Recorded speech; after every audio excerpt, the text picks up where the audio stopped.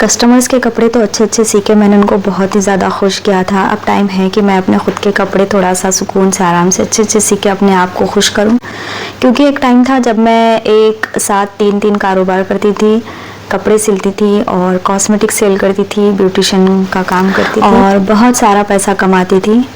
अगर कोई लड़का या फिर कोई आदमी एक ही कारोबार करे और सिर्फ टेलरिंग ही करे, कपड़े ही सिले, तो समाज को और दुनिया को ये लगता है कि हाँ कमा रहा है, घर चला रहा है, मेहनत कर रहा है। जब मैं एक ही शॉप पे तीन बिजनेस करती थी तब किसी ने नहीं बोला कि मैं कमाती हूँ, मैं मेहनत करती हूँ। रात 12 बजे तक मैं कपड़े सिला करती थी, रात के 12 से 1 बजे मैं कस्टमर्स को अटेंड करती थी। बस्ती के लोग मुझे देख के बहुत हैरत करते थे और बोलते थे कि इतनी मेहनत क्यों करती हो। बोलते थे कि तुम्हारे हस्बैंड तो बाहर कंट्री में हैं, उनकी इनकम तो अच्छी होगी, फिर भी ऐसा क्यों करती हो। तो देखो, घर चलाने में और घर के खर्च में सारे पैसे खर्च हो जाते थे। महीने का 11 से 12 हज़ार घर पे खर्च के लिए पैसे आते थे, वो भी खर्च हो जाते थे। और इन पैसों में से मैं कितना भी बचाने की कोशिश करूँ, सेविंग तो नहीं हो पाती। तो मेरी सोच ये थी कि ऐसे तो कुछ नहीं हो सकता, सेविंग तो बहुत तगड़ी होना चाहिए। अगर हमको आज हम लोग जहाँ हैं, जिस घर में हैं, उस घर को बनाने के लिए तो बहुत ज़्यादा टाइम लग जाएगा, बूढ़ी हो जाऊंगी या फिर हो सकता है पता नहीं जिंदगी में अपना घर देख पाऊंगी या नहीं। ये मेरी सोच यही थी। मैंने कहा कि थोड़ी सी रेस मैं भी लगा दूं अपनी मेहनत को लेके, तो शायद हो सकता है बहुत जल्द ही हम वो दिन देख पाएंगे। ऐसा सोच के दिन रात मेहनत करती थी और बहुत ज़्यादा मेहनत करती थी। ऐसा नहीं है कि अब मैं मेहनत नहीं करती, अब मैं पहले से ज़्यादा मेहनत करती हूँ, क्योंकि महंगाई पहले से ज़्यादा बढ़ चुकी है, खर्च पहले से ज़्यादा बढ़ चुका है, बच्चे बड़े हो चुके हैं, कितना भी कमा लो सेविंग नहीं हो पाती है। तो कोशिश करती हूँ कि कैसे भी करके कुछ ना कुछ करके ज़िंदगी में आगे बढ़ूँ, लेकिन जहाँ हूँ वहीं पे खुश तो हूँ, लेकिन आगे नहीं बढ़ पा रही हूँ। अगर मैं अपने मायके भी जाती थी ना, तब भी मैं अपना काम साथ में लेके जाती थी। बुरा लगता था, बोलती थी कि तू यहाँ भी आती है तो अपना काम साथ में लाती है।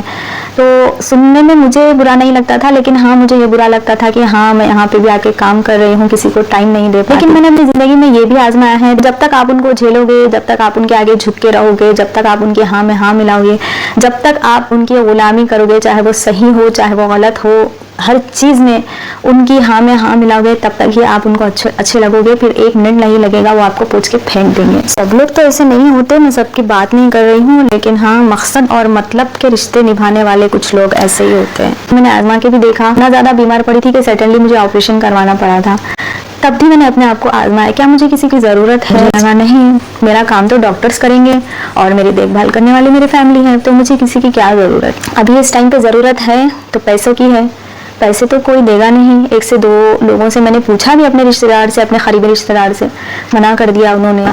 इससे अच्छा है कि अपना खुद की मेहनत करो। और भले मेरे पास सेविंग नहीं होती, पता नहीं मेरे साथ ऐसा क्यों होता है कि मेरे पास पैसे सेविंग नहीं होते। कोई अगर मुझसे अभी कभी 1000 रुपये भी मांग लेना तो मेरे पास से नहीं निकलेंगे। पैसे की ज़रूरत हमें ही होती है, हम किसी से मांगते नहीं हैं क्योंकि हम उनको वक्त पे दे नहीं सकते। इसीलिए वक्त पे मतलब कि जब उनको ज़रूरत दे नहीं सकते, इसीलिए हम अपने वक्त पे किसी से पैसा मांगते नहीं हैं। मुझे ऐसे ही आदत पड़ चुकी है, अपने घर को संभालूं, बच्चों को देखूं और हस्बैंड पर भी बहुत ज़्यादा ध्यान देना पड़ता है, ये तो सभी को पता होगा। ऐसा नहीं है कि वो मेहनत नहीं करते, वो भी बहुत ज़्यादा मेहनत करते हैं, लेकिन फिर भी हमको कहीं ना कहीं कुछ ना कुछ कमी महसूस हो जाती है। जैसे ही पैसे आते, मेरी इतनी ज़रूरतें हैं, मेरे घर के इतने खर्चे हैं कि मैं और मेरे हस्बैंड दोनों मिलके भी खर्च उठा ले घर का, तब भी हमको मतलब कि बिल्कुल भी सेविंग नहीं होता। पैसे की ज़रूरत हमें ही होती है। मेरे लिए आराम करना बहुत मुश्किल है। दिन में 10 से 15 मिनट सोती हूँ, फिर झट से उठ जाती हूँ कि हाँ ये काम था, मैंने तो नहीं किया, मुझे इतना काम है। फिर किचन देखना है, बच्चे देखना है, चैनल देखना है, एडिटिंग करना है, कपड़े सिलना है, कटिंग करना है, बहुत ज़्यादा काम होता है मुझे। मैं फिर टूट जाती हूँ, लेकिन काम मैं अपना नहीं छोड़। आज जिस मुकाम पे मैं हूँ ना, मैं और मेरी फैमिली बस मेहनत से ही। ना ही हमें किसी बड़े का सपोर्ट था, ना ही किसी अपने का सपोर्ट था। जो भी किया अपनी मेहनत से किया है।